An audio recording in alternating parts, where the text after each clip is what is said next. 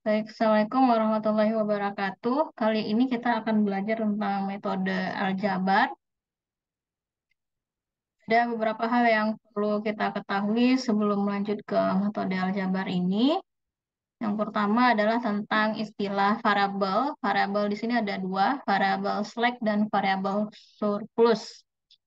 Variabel slack itu merupakan variabel yang ditambahkan ke model matematik kendala untuk mengkonversikan pertidaksamaan kurang dari atau sama dengan menjadi persamaan.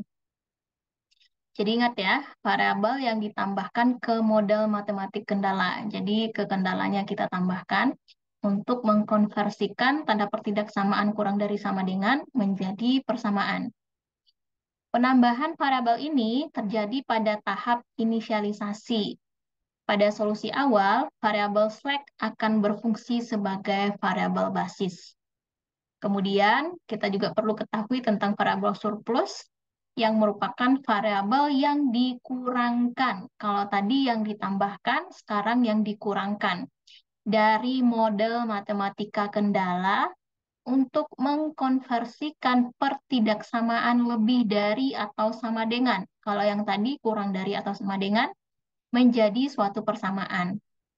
Penambahan ini terjadi pada tahap inisialisasi juga. Pada solusi awal, variabel surplus tidak dapat berfungsi sebagai variabel basis. Kita lihat contoh yang pertama. Diketahui Z sama dengan fungsi objektifnya ya, 4x1 ditambah 5x2 maksimum. Kemudian fungsi kendalanya adalah 3x1 ditambah 2x2 kurang dari sama dengan 12, 3x1 ditambah 4x2 kurang dari sama dengan 18. X1, X2-nya lebih dari sama dengan 0. Pertanyaannya, tentukanlah nilai X1, X2, dan nilai Z maksimum. Nah, persoalan program linear di atas dapat diubah menjadi program linear standar. Nah, bentuknya adalah seperti berikut. Jadi, program linear standar itu setelah ditambahkan variabel slack ya. Karena tadi bentuk pertidaksamaannya adalah kurang dari sama dengan, maka kita tambahkan variabel lain ke variabel kendalanya, fungsi kendalanya. Kemudian barulah berubah tanda pertidaksamaannya. Jadi di sini yang ditambahkan ke fungsi kendalanya itu adalah X3 dan X4. Jadi tanda operasinya tambah ya. Kemudian tanda pertidaksamaan kurang dari sama dengannya akan berubah menjadi sama dengan. Seperti itu. Lalu Z-nya juga seperti itu, akan menjadi 4x1 tambah 5x2 ditambah 0x3 ditambah 0x4. Kenapa 0? Di sini maksudnya adalah karena dalam prakteknya X3 dan X4 itu merupakan bahan mentah sisa, yaitu yang tidak diproduksi. Jadi makanya ini kita kali 0, 0x3, 0x4. Gitu ya. X1, X2, X3, X4-nya harus lebih dari atau sama dengan 0 juga. Kemudian berikutnya kita pahami bersama-sama. X1, X2, dan X3 dan X4 disebut pemecahan dari persamaan tersebut apabila nilai X1, X2, X3, dan X4 memenuhi persamaan tersebut. Ya, tentu saja ya. Kemudian karena ada 4 variabel, akan tetapi hanya tersedia dua persamaan, maka hanya ada 2 variabel yang nilainya dapat diperoleh dari 2 persamaan tersebut. Sisanya sebanyak 4 dikurang 2, sama dengan 2, nilainya harus 0. Jadi begini, tadi kan kita punya dari persamaan ini, kita punya berapa persamaan nih? Ada 2 persamaan ya. Dari contoh soal ini, kita peroleh 2 persamaan. 2 persamaan. Ada berapa variabel setelah ditambahkan dengan variabel slack? Jadi ini variabel yang pertama, X1, X2, X3, X4. Nah, ini sama ya, X1, X2 juga. Jadi ada 2 persamaan dan ada 4 variabel. Kita lihat lagi keterangan yang tadi. Karena ada 4 variabel, tetapi hanya tersedia 2 persamaan, maka hanya ada 2 variabel yang nilainya dapat diperoleh dari persamaan tersebut. Jadi, kalau ada 4 variabel ini, maka nanti variabel yang dapat diperoleh dari 2 persamaan dan 4 variabel ini adalah dua variabel saja. Dua variabel saja yang diperoleh dari situ. Kemudian sisanya, jadi dari kalau di sini ada 4 variabel, maka sisanya dua variabel lainnya itu bernilai 0. Nilainya harus 0. Ini 0. Jadi variabel ini nilainya bukan 0 ya. Ini bukan 0. Kalau ini sisanya itu harus 0. Tapi untuk menjadi solusi yang layak, maka nilainya ini haruslah nilai yang di sini itu haruslah non negatif. Yang di sini haruslah non negatif. Sehingga eh, dapatlah nilai yang layak. Kemudian atau visible. Berikutnya, kita lihat nih, pada umumnya kalau ada n variabel, misalnya x1 sampai xn, akan tetapi hanya m persamaan, maka hanya ada m variabel yang nilainya dapat diperoleh dari m persamaan tersebut. Nah, kalau tadi kan ada 4 variabel tuh, kemudian ada 2 persamaan. Nah, jadi variabel yang dapat yang ada nilainya itu adalah sebanyak persamaannya, yaitu sebanyak m persamaan. Kalau tadi kan ada 4 variabel, 2 persamaan. Maka nanti hasil akhirnya adalah dua variabel yang kita peroleh yang ada nilainya. Selebihnya bernilai 0. Kemudian, variabel yang diperoleh dari M persamaan disebut dengan variabel dasar atau basic variable. Jadi, yang bukan 0 tadi ya, kita sebut dengan variabel dasar. Sedangkan pemecahannya disebut dengan pemecahan dasar. Kemudian, pemecahan yang memenuhi semua syarat pembatasan seperti yang saya bilang tadi, yaitu semua variabel bernilai positif atau non-negatif. Nah, itu disebut dengan pemecahan yang visible, atau dalam buku lain disebut juga dengan pemecahan yang layak gitu. Yang non-visible-nya disebut dengan tidak layak. Kalau pemecahan visible merupakan pemecahan dasar, maka disebut pemecahan dasar visible. Kalau pemecahan visible merupakan pemecahan dasar, maka disebut dengan pemecahan dasar visible. Pemecahan yang menghasilkan paling sedikit satu variabel negatif tidak visible ya, atau disebut dengan not visible, atau di buku lain ada juga yang menyebutkan dengan tidak layak. Oke, kita lanjut. Pada umumnya, kalau ada variabel eh, sebanyak n variabel, nih, sebanyak n variabel x1, x2 sampai xn, akan tetapi hanya ada m persamaan, maka bisa diperoleh sebanyak k persamaan. K-nya di sini adalah kombinasi ya, dihitung berdasarkan rumus kombinasi. Ingat kan rumus kombinasi seperti ini. Kemudian, kalau kita lihat pada contoh satu di atas, maka banyak variabelnya kan ada 4 tuh. Ada 4. Kita misalkan N sama dengan 4. Dan banyak persamaannya kan ada 2. Maka pemecahan dasar yang bisa kita peroleh yaitu kombinasi 2 dari 4 pemecahan dasar. Yaitu seperti ini. Maka N-nya tadi kan 4 ya. N-nya 4, 4 faktorial dibagi dengan M faktorial, kemudian N dikurang M faktorial, ini 4 dikurang 2 faktorial, sehingga 4 faktorial akan menjadi seperti ini, 2 dikali dengan 4 dikurang 2 faktorial, seperti ini, 2 faktorialnya adalah 2 kali 1, kemudian 4 kurang 2 itu jadi 2 faktorial, 2 kali 1 sama dengan 6 ya hasilnya di sini. Jadi ada 6 buah persamaan dasar. Dengan demikian, ada 6 buah pemecahan dasar atau basis. Dari persamaan dasar ini, kita pilih pemecahan dasar yang visible. Jadi yang bernilai non-negatif tadi ya. Nilai variabel dasar sebagai pemecahan dasar yang visible ini dimasukkan ke dalam Z sama dengan 4x1 tambah 5x2 tambah 0x3 tambah 0x4. Kemudian, pilih pemecahan dasar visible yang memuat nilai Z yang menjadi maksimum, karena pertanyaannya tadi maksimum. Sampai di sini bisa dipahami tidak?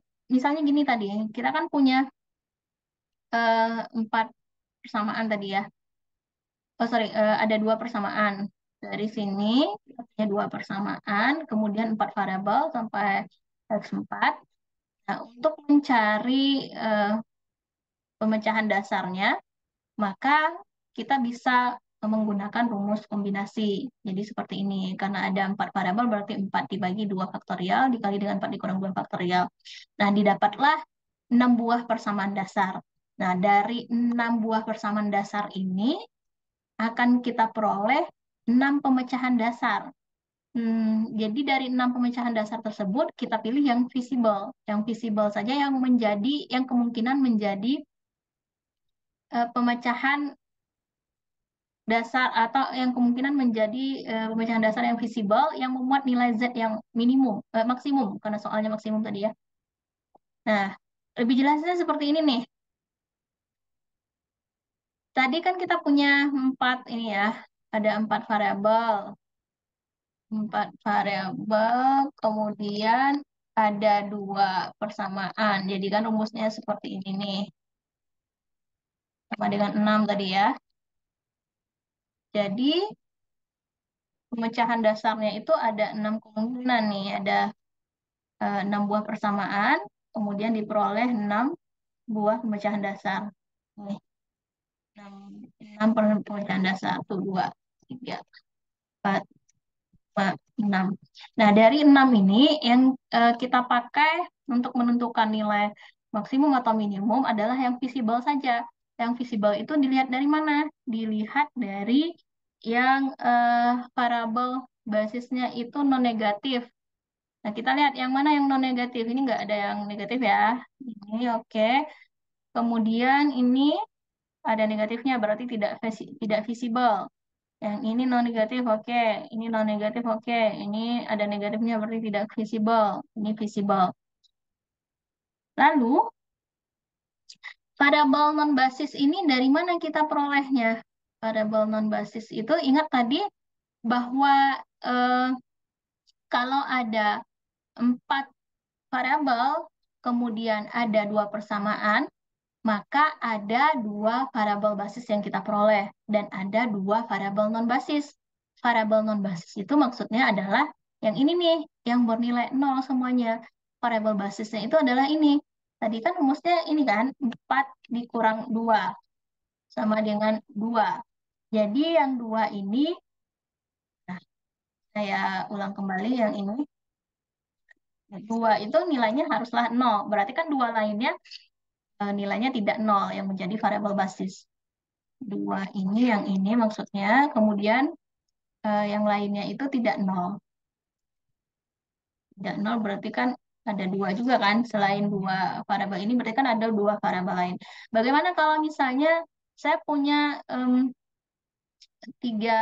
punya 6 variabel nih, 6 variabel, kemudian ada 3 persamaan.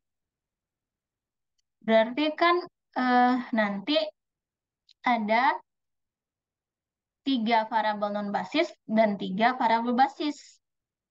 3 variabel non basis dan 3 variabel basis. Nah, seperti itu. Jadi di sini nanti misalnya ada X1, X2, X3 yang sama dengan 0, kemudian sisanya adalah X3, X4, X5, X4, X5, X6 sebagai variabel basisnya yang nilainya tidak sama dengan 0. Nah, begitu maksudnya. Kemudian, kalau untuk yang 6 variabel dan 3 persamaan, bagaimana kita melihat berapa pemecahan dasarnya, berapa buah kemungkinan yang menjadi persamaan yang ini nih. Kita pakai lagi rumus yang tadi, berarti kan 6 faktorial dibagi dengan 3 faktorial, kemudian 6 dikurang 3 faktorial. Nah, seperti itu. Jadi nanti ini berapa nih hasilnya? 20 ya. Nah, jadi kita peroleh ada ada 20 buah persamaan dasar. Dengan demikian ada juga 20 buah pemecahan dasar dari sini. Jadi bikinlah tabelnya sampai berapa baris ke bawah, 20 baris ke bawah seperti itu. Jadi kemungkinan-kemungkinannya itu bisa ditentukan variabel non basisnya berapa, kemudian basisnya berapa. Gitu ya. Nah, lalu bagaimana kita memilih yang menjadi variabel non basis dan menjadi variabel basis? Ya sudah kita kombinasikan saja seperti atau boleh juga dengan seperti ini membuat diagram. Tidak jadi masalah misalnya ya. Karena kita tahu variabel non basisnya itu akan ada 2. Kita misalkan di sini X1, X2. Berarti ini eh, apa lagi nih kombinasinya? Ini berarti X1, X2, X1, X3, kemudian X1, X4. Kalau yang dengan X2 berarti ada X3. Ini kombinasi ya, ingat. X3, X4, lalu oh ya, X5-nya nggak ada. Sorry. Kemudian kalau X3-nya berarti bisa dipasangkan dengan X4. Nah, ini kemungkinannya. Kemungkinan yang pertama adalah X1 dengan X2. X1, X2-nya sama dengan 0. Ini nih. Benar kan? Kemudian bentuk susunan yang keduanya seperti ini. X1, X3-nya sama dengan 0. Nah, yang ketiganya yang ini. X1, X4-nya sama dengan 0. Kemudian X2, X3-nya sama dengan 0. Lalu X2, X4-nya sama dengan 0. Kemudian X3, X4-nya sama dengan 0. Nah, itu biasanya saya pakai cara yang seperti itu. Kalian kalau misalnya mau mengkombinasikan dengan cara yang lain ya terserah saja. Yang penting nanti ada bentuk-bentuk kombinasi yang seperti ini nih. Variabel non basisnya harus ada dua dan sisanya variabel basisnya. Kalau misalnya di sini sudah ada X1, X2, maka variabel basisnya adalah sisanya X3 dan X4. Ini kan X1, X3-nya sudah ada, berarti sisanya adalah X2 dan X4. Nah, lalu bagaimana cara kita menentukan nilai variabel basisnya? Yang ini, kalau ini kan udah kita pilih 0 ya, kita pastikan sama dengan 0. Nah, begini nih caranya. Kita bisa membuat bentuk persamaan tadi, kita balik lagi, menjadi dalam bentuk matriks. Matriks diperbesar, misalnya seperti ini ya. Kalian sudah belajar aljabar linear elementer ya, tentunya saja sudah tahu nih bagaimana cara menyelesaikan ini. Misalnya kita punya ini tadi, 3x1 tambah 2x2 tambah x3 sama dengan 12, kemudian 3x1 tambah 4x2 tambah x4 sama dengan 18. Saya mau buat dalam bentuk matriks nih. Artinya jadinya ini 3, terus ini 2, ini 1, ini 0. Gitu kan ya, karena x4-nya 0, ini kan x1. 2, 3, x4. Kemudian di baris kedua ada 3, 4, kemudian ada 0, karena x3-nya 0 koefisiennya, kemudian x4-nya 1.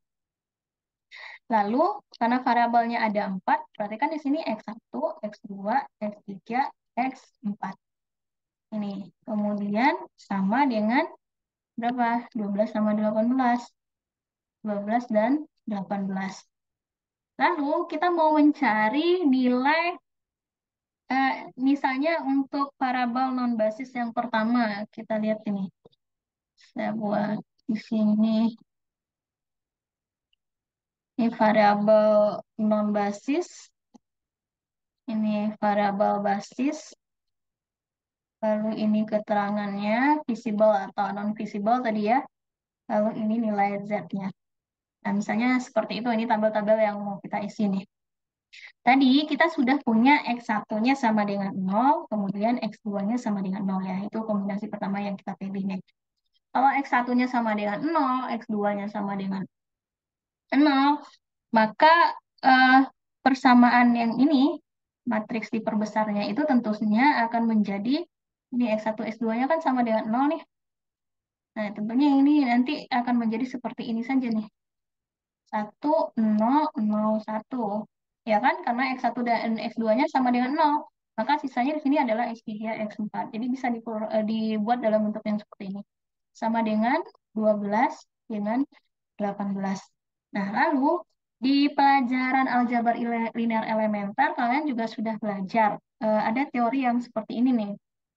Kalau misalnya ada matriks A dikali dengan matriks X ya, yang isinya variabel X1, X2 misalnya, atau X3, X4, kemudian ini akan sama dengan matriks B misalnya ya. Maka untuk mencari X, itu bisa diperoleh dari X sama dengan A inverse B. Nah, kalau begitu, jika kita mau cari X3 dan X4, berarti kan kita harus cari dulu A inverse. Kemudian baru kita cari, kita kali dengan B. Nah, dari sini kita bisa dapat X3 dan X4-nya. A inverse. Kita misalkan ini sebagai A, dan ini sebagai X, dan ini sebagai B. Maka untuk A inverse-nya, masih ingat bagaimana cara mencari inverse? 1/inverse dari ini. 1/apa? Nah, ini kali ini, kemudian 0 kali 0, ini kan 1/1 nih. Dikali dengan matriks yang ini. Ntar, ini kebetulan sama ya jadinya. Harusnya kalau, sebentar, ini satu.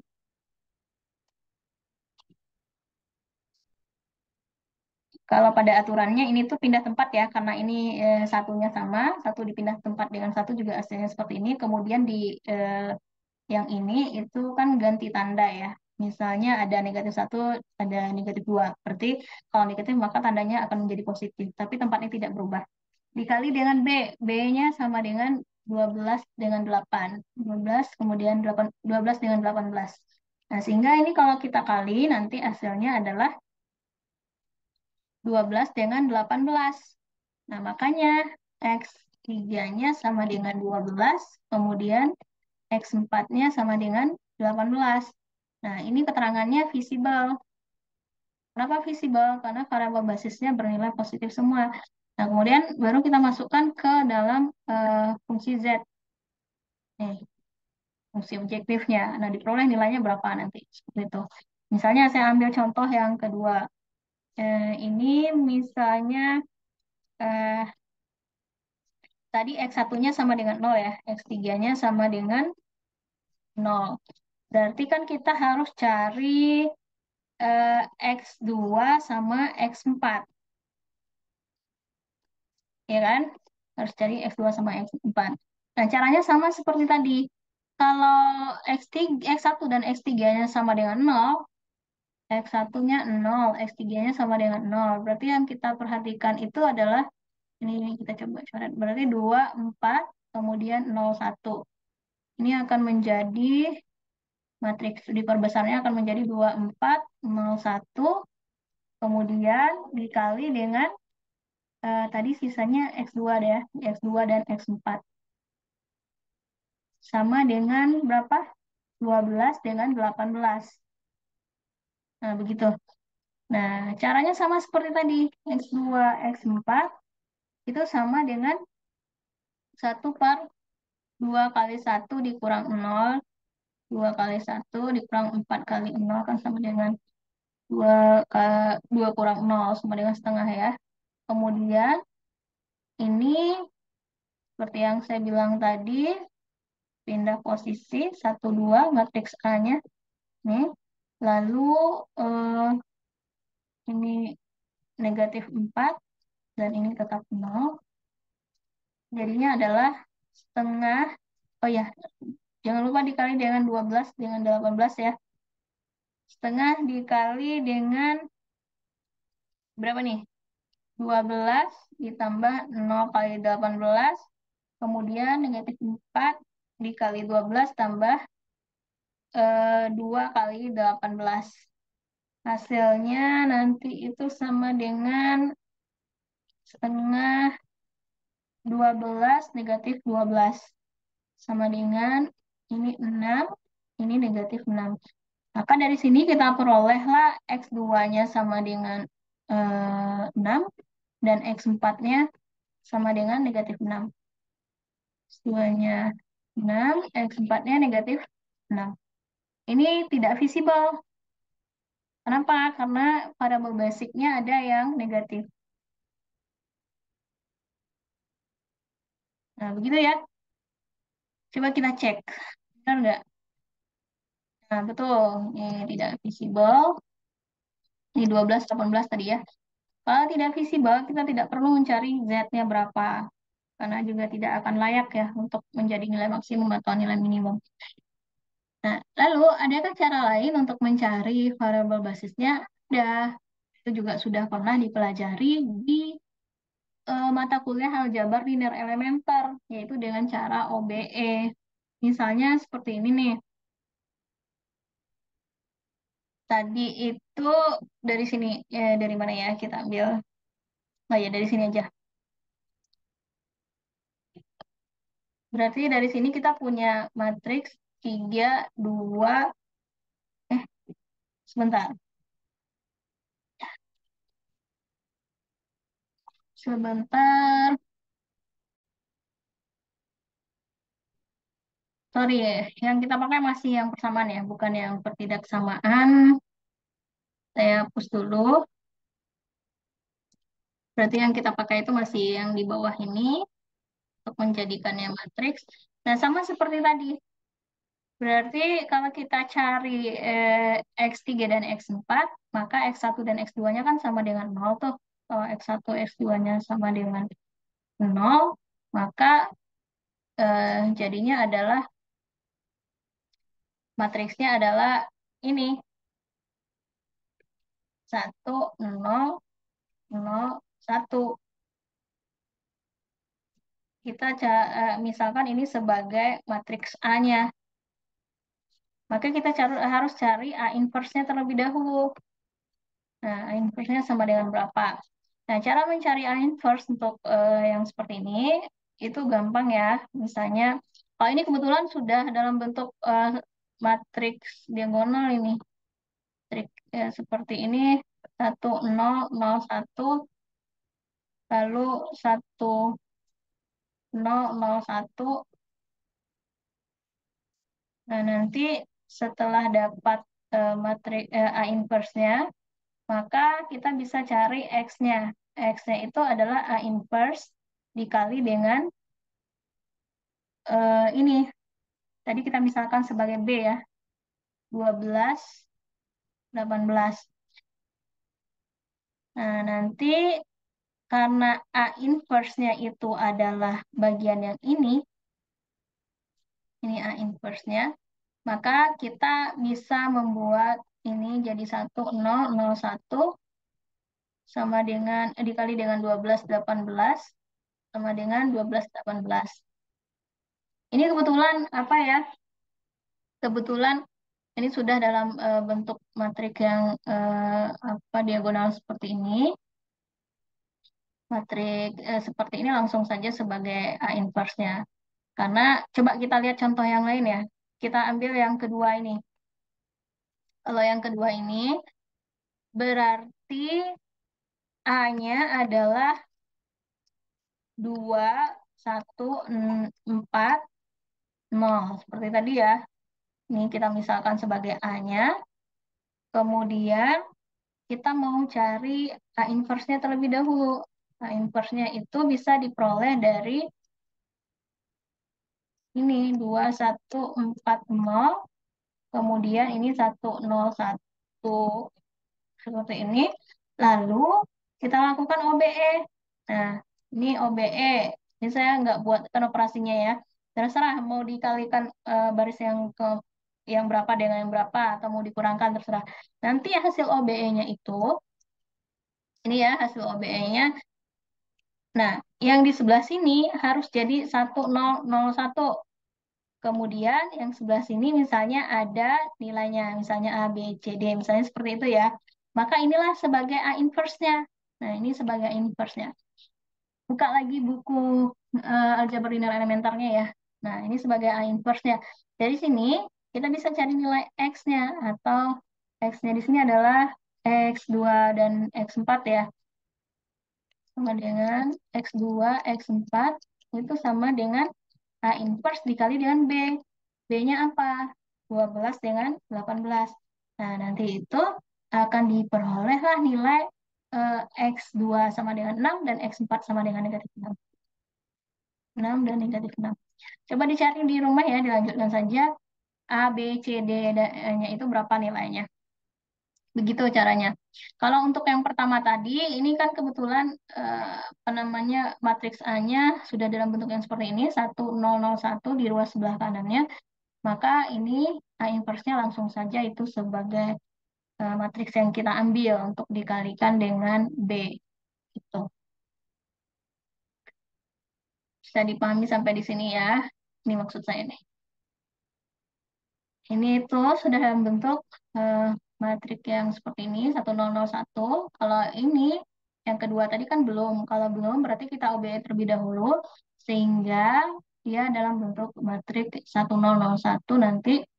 Kemudian hasilnya itu A, B, C, D ini adalah A inverse-nya. Maka untuk mencari X2 dan X4 itulah yang akan kita kali dengan matriks B-nya, yaitu 12 dan 18 tadi ya. Gitu. Nanti kita akan peroleh nilai 6 dan negatif 6 untuk X2 dan X4-nya. Nah, begitu maksudnya. Nah, jadi cara penyelesaiannya itu seperti itu boleh, atau boleh juga dengan menggunakan cara yang pertama tadi. Oke, dari tabel ini kita peroleh, ini ya dimasukkan nilai X1, X2, X3, X4-nya ke dalam fungsi objektifnya, yaitu 4X1 tambah 5X2. Kemudian ini kan harusnya ada 0x3 tambah 0x4 kan, tapi kan 0x3 tambah 0x4 itu hasilnya juga 0, makanya tidak dituliskan. Jadi kalau x1-nya sama dengan 0, x2 sama dengan 0, maka ya eh, hasil z-nya sama dengan 0 juga. Ini juga seperti itu caranya, masukkan nilai variabel non-basis dan variabel basisnya, dapat 22,5, dari sini dapat 16, dan yang kelima tidak visible, tidak perlu kita cari z-nya, dan yang keenam itu hasilnya 23. Nah, dari sini kita dapat lihat bahwa nilai Z yang maksimum itu adalah 23. Nah, ini solusinya. Jadi, keputusan yang harus dibuat oleh pemilik perusahaan adalah bahwa barang A dan B masing-masing harus diproduksi sebesar 2 satuan atau 3 satuan. Nah, tadi dua pada fungsi objektifnya sama dengan 23, maka variabel basisnya itu adalah X1 sama dengan 2 dan X2 sama dengan 3 ya. Nah, terbuktikan bahwa ada dua variabel yang kita peroleh sebagai penyelesaiannya. Seperti yang tadi itu, ada dua variabel basis dan ada dua variabel non-basis. Nah, variabel non-basisnya kan nilainya sama dengan 0. Nah, jadi variabel basisnya itulah yang menentukan berapa jumlah produksi yang akan membuat nilai fungsi objektifnya itu menjadi maksimum. Jadi pada saat X1 sama dengan 2 dan X2 sama dengan 3. Begitu ya. Oke, ini contoh untuk yang minimum. Caranya sama saja dengan yang tadi. Berarti kan kalau untuk minimum, ini tandanya lebih dari sama dengan nih, lebih dari sama dengan. Berarti kita harus tambahkan variabel surplus. Variabel surplusnya itu yaitu negatif X3 dan negatif 4. Mengurangkan ya, bukan menambahkan. Ditambahkan variabel surplus. Variabel surplusnya seperti ini.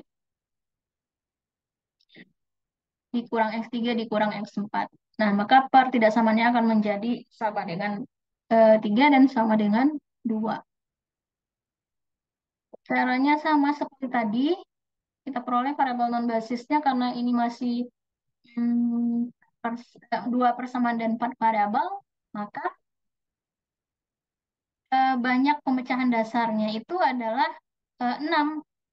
Kemudian variabel non-basisnya berarti kan 4 dikurang 2 kan, banyak variabel dikurang dengan banyak persamaan. Jadi variabel yang bernilai nolnya sama dengan ada 2, kemudian variabel non-basis, variabel basisnya ada 2 juga. Jadi yang tidak visible tidak perlu kita cari z-nya dan seterusnya ya, sehingga nanti diperolehlah nilai minimum pada saat X1 sama dengan 1 dan X2 sama dengan 1. Nih, yaitu nilai minimumnya pada saat Z sama dengan nilainya itu sebesar Z sama dengan 8. Z sama dengan 8. Oke.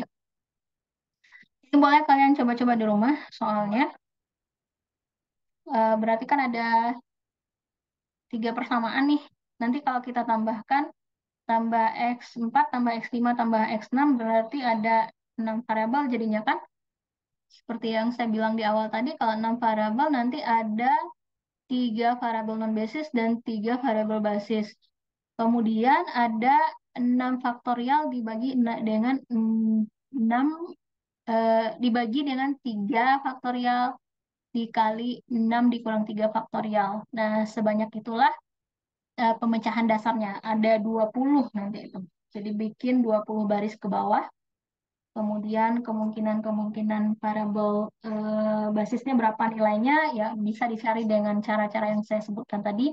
Bisa dengan menggunakan inverse matrix yang AX kali B sama AX sama dengan B, maka kita bisa dapat X-nya sama dengan A inverse dikali dengan B. Karena bisa juga dengan kita meng-OBE terlebih dahulu untuk memperoleh nilai A inverse-nya. Kalau yang pertama itu kan pakai determinan. Kalau yang kedua itu mencari inverse-nya adalah dengan cara OBE. Gitu ya. Ini juga ada cara lain, kalau mau dicoba silakan. Ini cara lain untuk menentukan nilai optimal fungsi tujuan adalah melalui penerapan konsep matriks dan vektor. Silakan dipelajari di rumah saja ini, nanti bandingkan hasilnya. Oke, demikianlah untuk hari ini. Terima kasih. Assalamualaikum warahmatullahi wabarakatuh.